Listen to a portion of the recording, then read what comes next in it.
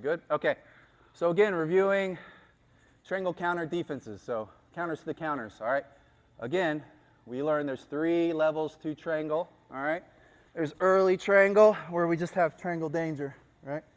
There's medium triangle, where I've kind of got his posture broken, and maybe the lock, or partially locked, but his posture is broken down. And there's late triangle, where the arm is across, I've adjusted, and now he's just in a world of trouble, okay? So this counter is to the, our counter to the counter is to the escape from the mid triangle, all right? So we get to here, all right? We get to here, but his arm's not across, and what a lot of people will do to stall, all right, it's not really an escape, but there are escapes off of it, is they'll reach around and they'll grab the leg, okay? They use that to stall you, but also it relieves pressure off this side of the carotid, okay? So now, no matter how hard I pull his head down, no matter how hard I squeeze my legs together, I'm only compressing one side of his neck, which means he's still getting blood flow to his brain, which means there's no way he'll tap out, okay? So we need to change some stuff up. And this can be a very, very frustrating position for me, because I'm 80% of the way to a triangle, and I can't submit the guy. So here's a couple tricks, okay? This first one is not going to win you any friends at any parties, all right? But it's effective, all right? I'm going to take my hand. I'm going to make a fist. I'm going to grab the lapel right here, and I'm going to roll like I'm revving a motorcycle. I'm going to roll my knuckles into his throat, all right? On that carotid, right? Because what's the problem here? The problem is this carotid isn't compressed. His shoulder isn't in the lock. His shoulder isn't across compressing the carotid. So I'm going to solve that problem by using my fist in place of his shoulder. I'm going to rev the motorcycle and push it into his throat to compress that carotid. I'm going to take my other hand and pull down on the head.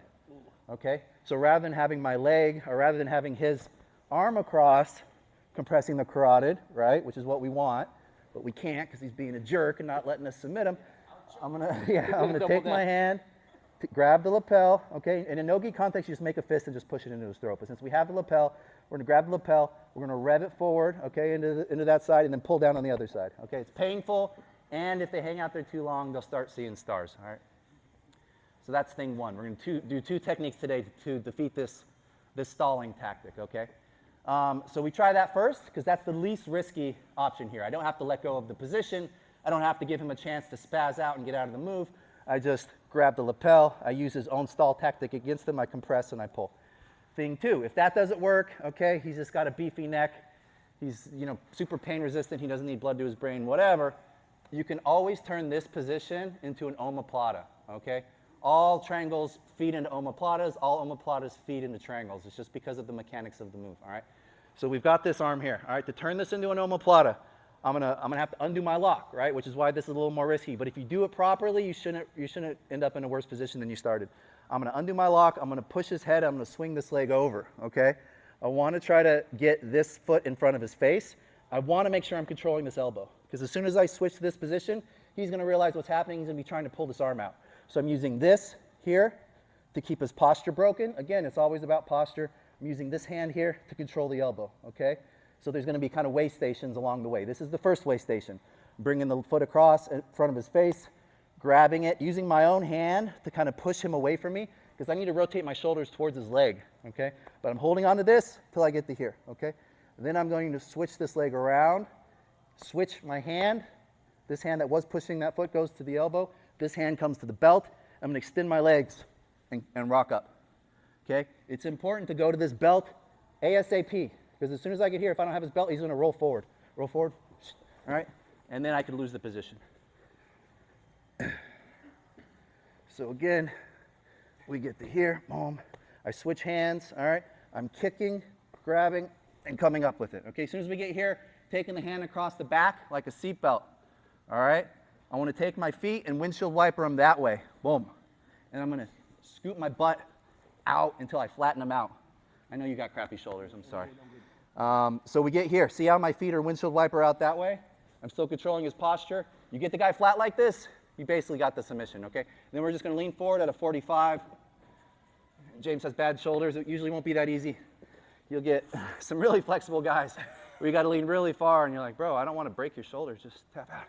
Don't got that problem with James, though. Nope. Okay, so we'll do other side, all right? So we're in second level of triangle, okay? He grabs around. All right, this is the same side, actually. He grabs around. He's posturing, right? He's making good space for his blood on this side. I'm going to grab here, compress the artery, pull down on the head. That's thing 1, okay? That doesn't work. Now I'm going to switch to the omoplata. I'm going to control the elbow, okay, by gripping the gi material. Bring my foot over, undo the lock, use my foot and my hand to shove them that way, okay? Switch the grip, grab the belt, and then I'm going to kick and extend to rock myself up. Get my butt out, okay? Scoot, scoot, scoot. Windshield wiper, all right? As soon as I sit up, this goes around his waist, all right? And then we're rocking forward to get that tappy tap, okay? You want to see it? You want me to do it on somebody else? Meet you, Marcus? All right, last time. For all the kids in the back. Let's do other side. So we get to here, okay? The arm's not across. He grabs my leg. Yep, okay. So take our hand, okay? Grab it, make a fist, rev the engine into his carotid, and then pull down, okay, till he taps. That doesn't work. He's super strong. We're going to do something different, okay? We're going to control the elbow to get the omoplata, bring the leg in front, use my own hand to push him away, figure 4 lock, switch hands, grab the belt, kick out to rock up. Hand immediately goes across the waist to make sure he doesn't roll out. Hip escape, okay? This hand comes, controls the sleeve. Because we don't, some guys are super flexible, the hand may slip out, and you don't want this to slip out at this point. This hand controls the sleeve. We scoot away until he gets flat. Windshield wiper our legs. Now I'm rolling forward with my hips at a 45. Nice and slow, okay, nice and slow. Any questions? Okay, I'll go over some stuff with you guys since you're pretty new. Everybody else, partner up, try to do 5 times on each side. 1, 2, 3.